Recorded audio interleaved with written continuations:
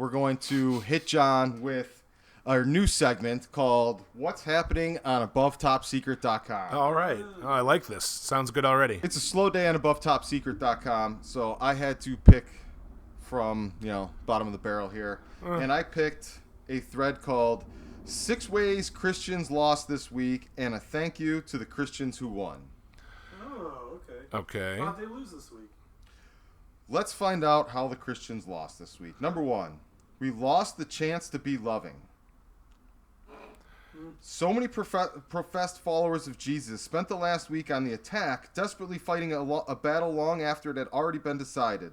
Instead of simply looking for ways to personally affirm our faith in the wake of the Supreme Court's decision, too many of us frankly just lost it. All right. Okay. All right. Yeah. Fair enough. A little honesty.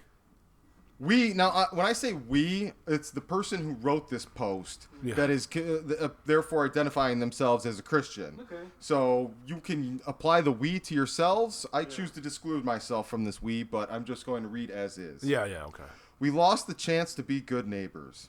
Okay, they did. Rather than using the events of this past week as the springboard for conversation with people around us as a way to build relationships with those who may not share our beliefs or our worldview, we push them further away.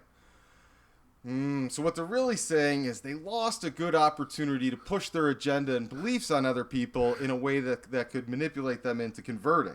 Exactly. They push people away instead of converting them, Jhon. Oh, that's a sad day. Number 3, we lost the chance to be good Samaritans. We could have looked around at the hurt that the hurt generated this week, at the deep sadness so many LGBT people and their loved ones felt at being the center of such violent arguments and the horrible aftermath of them, and responded in love.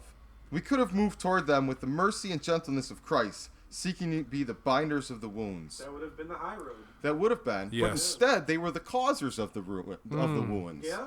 More like Satan, would you say? Yeah. Number 4. We lost the opportunity to show how big God is. Can you really show how big God is? Can you put that into to comprehension? Yeah, actually, to me, it would just seem like it's not how big God is. It's like how big you are, and you're not very big, as in your basic Christian belief. Anyway, if we're talking about how big of a man God is, like, oh, what a big person, in the fictitious sense, wouldn't he have been a bigger person by allowing the gays to be gays all along instead of threatening to rain hellfire down on them? Wouldn't that have made him a bigger person? Oh, you should see some of the verses in the Bible I've read. With all the fatalistic sky is falling rhetoric and raw-throated the end is near prognostication. It's a big word. Prognostications? Yep, prognostications. Okay. What so many Christians did for the watching world was inadvertently paint the image of God who is hopelessly on the ropes, not all powerful, not all knowing, not at all able to withstand the slightest changes in our world. We completely neutered God by horribly overstating the circumstances and crying wolf yet again. Yeah, pretty much. But pretty much. if God was all-knowing, then why was he so obsolete in current-day society as opposed to when he actually first wrote the book, the Bible, or whoever wrote the Bible? Yeah. Their knowledge was clearly based on the current modern-day times that the Bible was wrote in. But if God was all-knowing, shouldn't he have known future modern societies and took that into consideration when writing a book that would hold over all these time periods? I think you're asking God for a revision. A revised Bible. 2.0. Yeah, 2.0. I'm just saying I believe God is already hopelessly on the ropes. I just think it's going to take a while to circle the drain. Well, that's one way of looking at it. I think he's just like, this is my word, and then see you later, and then that's it. And then he's just like, well, I'll let you guys he's just more of a voyeur, I suppose, right? Because his word is so grounded in 2,000-year-old societies that are no longer modern or relevant, he's on the ropes. He's losing credibility by the year. And society is certainly crashing down, which I said last week, but it still is. It's just crashing all around. It's like, well, where's this faith? And it's like, well, it's always darkest before the dawn. Well, Number 5. We lost the chance to reflect Christ. Let's be honest. Some of us really dropped the ball this week on both sides of the discussion. Many of us crusaded on social media or staged tirades from the pulpit or spewed hatred across dinner tables. Over the broccoli? We argued and complained and petitioned and boycotted and protested, and we did just about everything but leave people with the sweet, restful essence of Jesus. Jesus. Yeah, I think I was right with the resentful essence of Jesus. Yeah, me too. Yeah. Number 6, we lost people. We gave those who live outside of our faith, I don't even know how you worded this. We gave those who live outside of our faith tradition, very little reason to move any closer. Yeah, they did. You're right. We did. They did. She did. Whomever wrote this did. Yeah. Guilty. Yeah. Guilty. I definitely don't want to be a Christian after this week. That's for sure.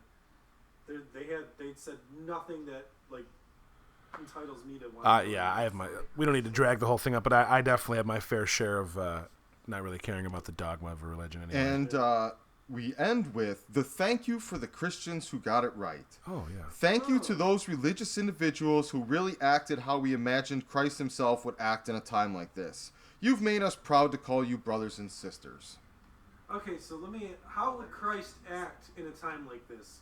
Because Christ convinced 12 guys to leave their wives and their children and their family and go follow him around in the desert. So if he preaches abandoning your family, what do you think he would preach about gay marriage? He abandoned his family? Well, his apostles did. Oh, well, that was their choice, though. Yeah, but he encouraged it. He didn't say, no, you're married. It's for the greater good, bro. Yeah, he didn't say, no, you're married, you have children. Road Children need your trip! father. No, we're going, no, stay home. Well, stay if it's, with the hey, kids. I'd go.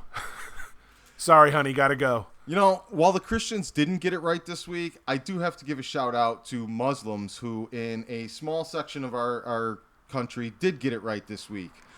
There was a church or a mosque of Muslims that came together and raised over $30,000 to have one of the churches that was burned to the ground, one of the black churches, Christian church, I don't know, another religion's denomination, their church was burned to the ground, and the Muslims came together and raised the money to help rebuild the church, saying that, well, it's not the same beliefs as us, that it's a house of worship and it deserves to be protected and restored. So congratulations to them. Yeah, seriously, great job. You never hear of things like that happening.